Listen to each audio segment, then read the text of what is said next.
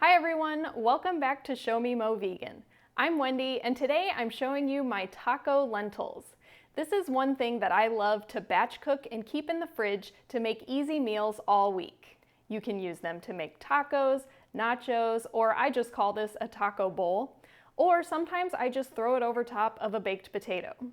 Today I'm cooking this in the Instant Pot, which makes it really easy. But if you don't have an Instant Pot, you can make this in a pot on the stove. You may just need to add a little extra liquid.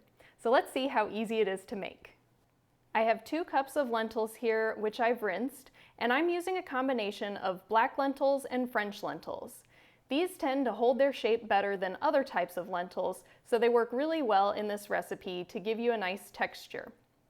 You could also try to use regular brown or green lentils. They may just get a little mushy and fall apart, but they'll still be plenty tasty. I would avoid using red lentils for this recipe because those will just turn into a complete puree. So we'll dump the lentils into our pot, and then we have the spices. If you prefer, you can use any pre-made taco mix that you love to use. A lot of taco mixes have some additives that I don't like to eat, so I just mix up my own spice blends. I'll have a link in the description box below with the exact recipe that I used today, but again, just use about 4 tablespoons of your favorite taco seasoning mix. My blend here has garlic powder, onion powder, cumin, chili powder, chives, dried parsley, oregano, black pepper, and paprika. If you want to kick the heat up a notch, you can add some cayenne pepper or chili flakes. Next, we need 4½ cups of liquid. You can use all water or vegetable broth if you prefer. Sometimes I make homemade broth, or I'll just use a store-bought one. Try to find one that is low sodium or no salt added. This is one that I've tried that has all wholesome ingredients, so I love using it, and there's no salt added. 1 carton of vegetable broth is 4 cups, so I'm going to add another ½ cup of water to make up the rest of the liquid. I'll stir that up to get the spices mixed in, and then last but not least, I'm adding a cup of salsa. Try to find one without oil or sugar. If you're salt-free, it's going to be really difficult to find a salsa without salt added. I don't think I've ever seen one. So if that's the case, you can feel free to use some crushed tomatoes or diced tomatoes instead. In that case, I might add a few more spices, and I might go ahead and add those chili flakes, just because you're not going to get that extra flavor from the salsa. And of course, if you're using salsa, you can choose mild, medium, or hot to adjust to your liking. I add the salsa last and I don't mix it in. Sometimes tomato, if it gets on the bottom of your Instant Pot, can cause the burn warning. So just pour that on top and don't stir it in. And then we'll close the lid and cook at high pressure for 5 to 8 minutes, depending on how well done you like your lentils.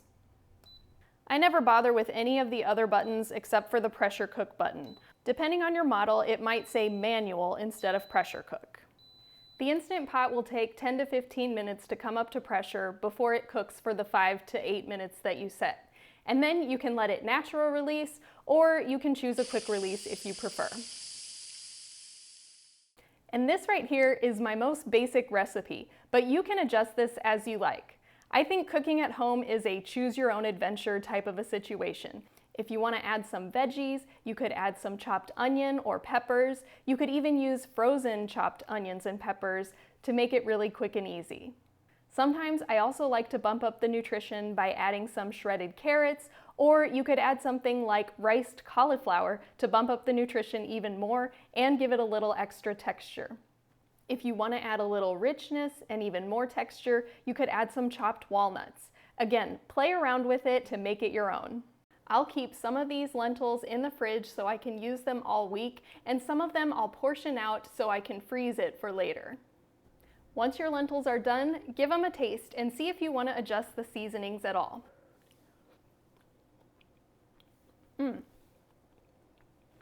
These are just perfect for me.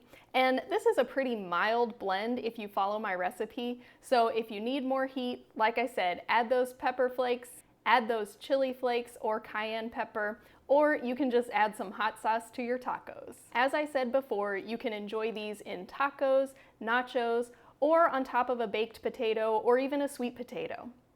I hope you enjoyed seeing this really easy taco lentil recipe. Like this video and leave a comment down below to let me know how you like to use your taco lentils. Thanks for watching, and I'll see you next time. And then manually release any why is it so hard?